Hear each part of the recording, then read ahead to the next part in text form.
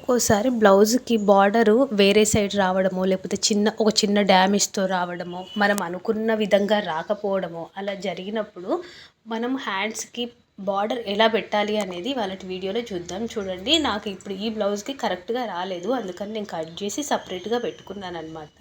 దీనికి 2 sides piping వేసి పెడతాను. ఇదిగోండి ఇలా ఇక్కడ కనిపిస్తున్న విధంగా కరెక్ట్ ఒకే లైన్లో బార్డర్ మీదే వచ్చేటట్టు మనం రెడీ చేసుకున్న పైపింగ్ అలా వేసుకోవాలి. ఇక్కడ నాకు గోల్డ్ వస్తుంది కాబట్టి గోల్డే పెట్టాను. వేరే ఆపోజిట్ కలర్ పెడితే చూడడానికి కూడా కలర్ఫుల్గా బాగుంటుంది. ఈ బ్లౌజ్కి గోల్డే సూట్ అవుతుంది కాబట్టి ఇదే పెట్టాను.